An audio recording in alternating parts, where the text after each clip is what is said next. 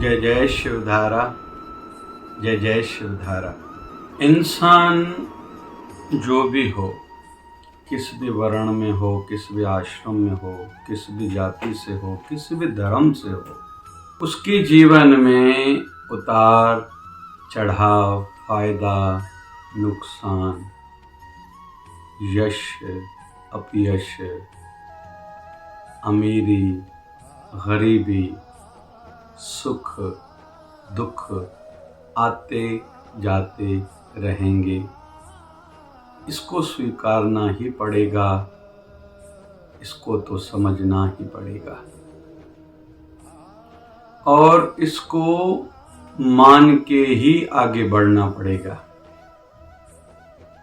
और कड़वी सच्चाई ये भी है, जैसे जैसे शरीर की आयु एज बढ़ेगी, पद बढ़ेगा, प्रतिष्ठा बढ़ेगी, पैसा बढ़ेगा, परिवार बढ़ेगा, पढ़ाई बढ़ेगी, अप डाउन्स, उतार चढ़ाव, फायदा नुकसान ज्यादा ही और जल्दी ही आते जाते रहेंगे।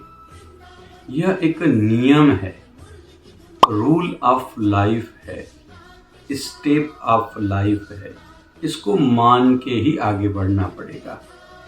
अगर आज हमारे जीवन में कोई नुकसान हुआ है, हानि हुई है, तो वो परमानेंट नहीं है।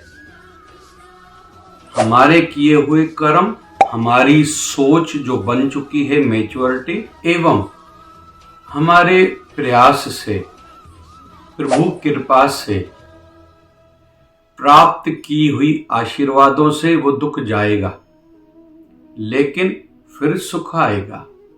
सुख भी आएगा हमारी मेहनत से, हमारे किए हुए कर्मों से, प्रभु कृपा से प्राप्त की हुई आशीर्वादों से। हमने किसी का भला किया, किसी जीव जंतु की रक्षा करी, उसको कुछ खिलाया, किसी गरीब की, जरूरतमंद की सहायता करी, घर के बुजुर्गों की आशीर्वाद अगर सिर पर है, अपने गुरुदेव, अपने इष्ट देव को हमने रिझाया है,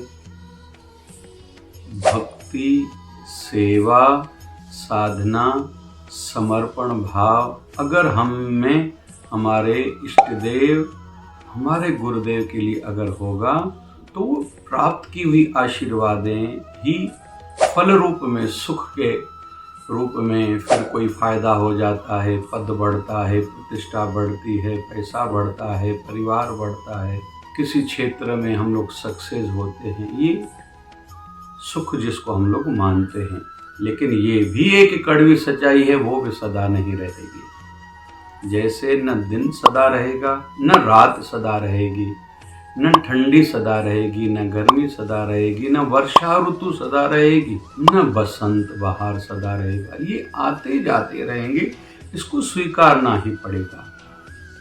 लेकिन अभी समझना ये है कि हमारा जीवन, हमारी जिंदगी बैलेंस्ड हो, इन सब का हमारे मन पर प्रभाव कम से कम हो और कम से कम समय टाइम के लिए हो, और हमारी यात्रा निरंतर कंटिन्यूटी में आगे बढ़ती रहे। ये काम की बात है।